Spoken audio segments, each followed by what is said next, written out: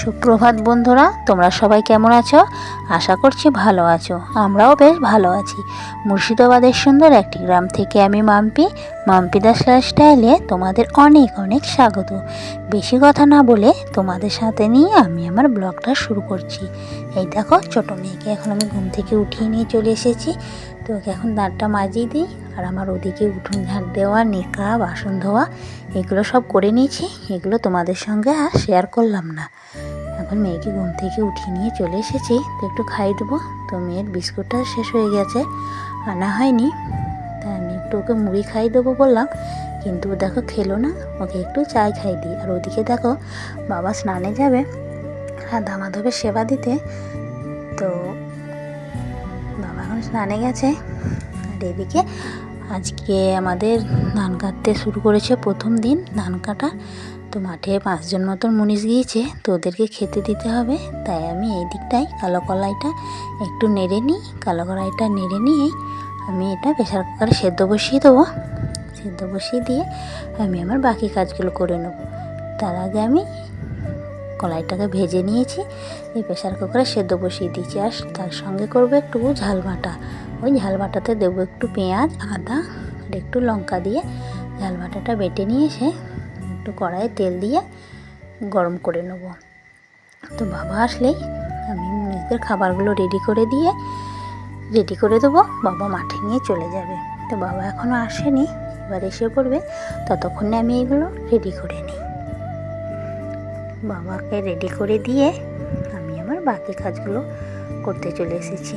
তো অনেক দিন হয়ে গেল ফ্যানটা পরিষ্কার করা হয় না। এখন তো আর ফ্যান দরকার লাগে না।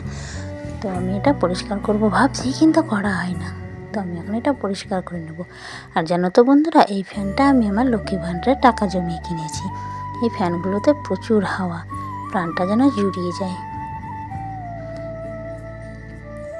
আর এদিকে দেখছো যে ছোটো টেবিল ফ্যানটা, এটাও আমার একটা পুরনো স্মৃতির ফ্যান। বলতে আমার বিয়ে হয়েছে আজ প্রায় 13 বছর হয়ে গেল।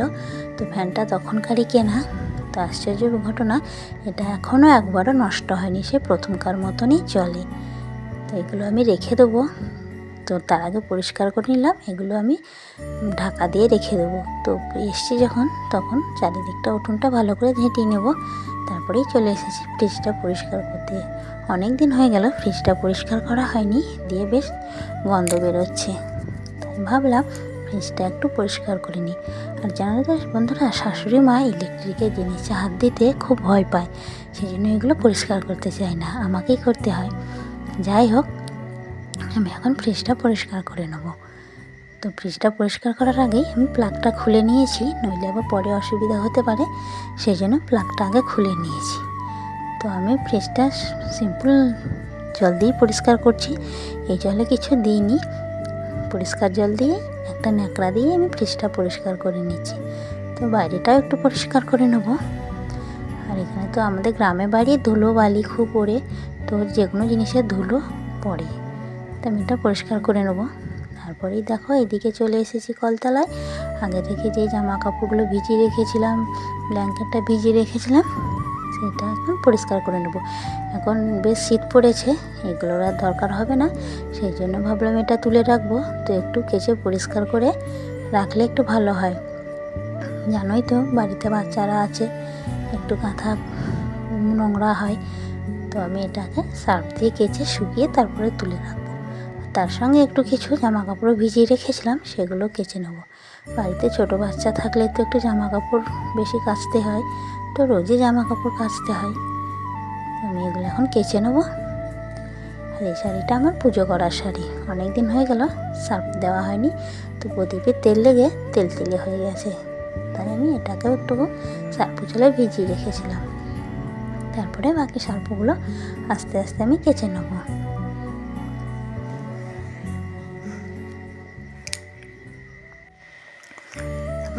এগুলো তো আমি একটু গরম জল দিয়ে ভিজিয়ে রেখেছিলাম। গরম জল দিলে এগুলো তাড়াতাড়ি পরিষ্কার হয়ে যায়। এগুলো তো সুতির, গরম জল দিলে একটু ভালো হয়। তো আস্তে আস্তে আমার এগুলো কাঁচা হয়ে গেছে। এগুলো এবার আমি ছাদে নিয়ে চললাম। ছাদে নিয়ে গিয়ে শুকাতে দিলে তাড়াতাড়ি শুকিয়ে যাবে। আমি এগুলো নিয়ে এখন চললাম ছাদে।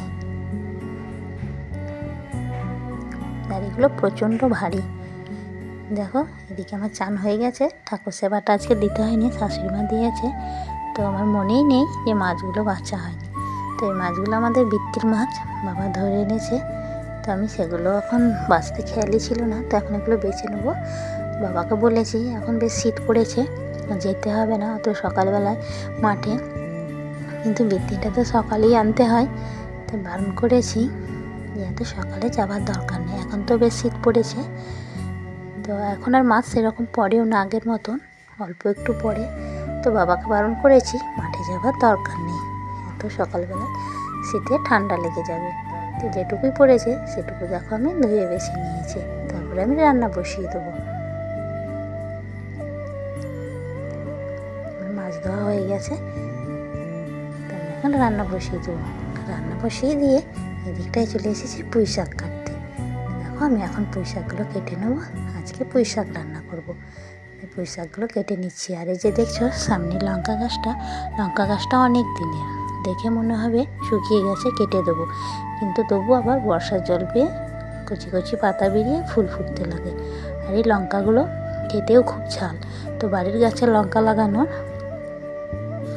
মজাটাই আলাদা, যখন যেমন ইচ্ছে তখন তেমন তোলা হয়। এদিকে দেখো আমার পুঁই শাকটা কাটা হয়ে গেছে।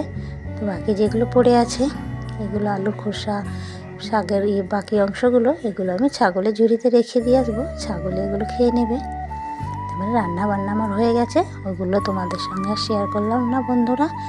আমি এদিকে চলে এসেছি বড়ি দেবো, বড়ি দেওয়ার জন্য ডাল বাড়তে।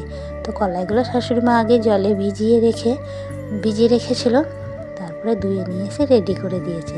তো আমি বললাম শিলে বাটতে অনেকটা সময় লাগবে, শিলে বাটতে হবে না, আমি মিক্সে বেটে নিয়ে দিচ্ছি। তাই দেখো আমি কলাইগুলো বাটতে শুরু করে দিয়েছি। তাই কলাইগুলো আমাদের বাড়িতে চাষ করাই কলাই, কালো কলাই। দেখো বাটা হয়ে গেছে, শাশুড়ি মা একটু ভালো করে ফেটিয়ে নিচ্ছে, ফেটিয়ে নিলে একটু ভালো হয়, বড়িগুলো একটু খুব ফোলে। তারপরেই দেখো শাশুড়ি মা থালাতে তেল মাখিয়ে বড়ি দেওয়ার জন্য রেডি। তো আমি বললাম আসছি, তবু এত ব্যস্ত, দেখো বড়িগুলো দিতে শুরু করে দিয়েছে। তো থালাগুলোতে বড়ি দেওয়া হবে, তার জন্য থালাগুলোতে একটু তেল মাখিয়ে নেওয়া হয়েছে। তেলটা মাখিয়ে নিলে ভালো হয়, বড়িগুলো তাড়াতাড়ি উঠে যায়। তো আমি হাত ধুয়ে আস্তে আস্তে শাশুড়ি মা দিতে শুরু করেছে। এখন আমরা শাশুড়ি বউ মিলে দুজনে তোড়জোড় করে বড়ি দিতে শুরু করেছি। আমরা এই বড়ি মাঝে মধ্যেই দিয়ে থাকি, প্রায়ই দিই। বড়ি শাক দিয়ে রান্না করি, টকে দিই, ঝোলে দিই। তো বড়ি আমাদের বাড়িতে প্রায়ই আমরা দিয়ে থাকি। আর এই কলাইগুলো যেহেতু আমাদের বাড়ির চাষ করা কলাই, কলাইগুলো দিয়ে বড়ি খুব সুন্দর হয়, খেতেও খুব ভালো হয়। তো এখন তো খুব রোদ, তো বড়িগুলো এখন দিয়ে দেবো। তারপরে বিকেলবেলা এসে যখন রোদ পড়ে যাবে তখন কিছু একটা ঢাকা দিয়ে যাব, যাতে বড়ির মধ্যে দিয়ে রাত্রিবেলায় কিছু মাকড়সা, ইঁদুর কিছু যেতে না পারে। তো এগুলো আমি সন্ধ্যাবেলা এসে ঢাকা দিয়ে দেবো। এখন তো খুব রোদ, তো এখন বড়িগুলো রোদেই দেওয়া থাকবে। তারপরেই চলে এসেছি আমার রুটিনের আর একটা অন্য কাজ, যেমন এই যে মেয়ের খেলনা গোছানো। তো উঠোনটা ঝাঁট দেবো, তো ঝাঁট দেওয়ার আগে খেলনাগুলো গুছিয়ে নিলাম। আর এদিকে দেখো ছোটো মেয়ে রান্না করেছে মাটি দিয়ে, এগ রোল, পিৎজা, কী সব বানিয়েছে। তো আমি এগুলো এখন গুছিয়ে রেখে দিয়ে আমি আমার কাজগুলো করে নেবো। তো বিকেলবেলায় এই দিকটায় আসতে দেখলাম কাকিমা ফার্মে একাই খেতে দিচ্ছে মুরগিদেরকে।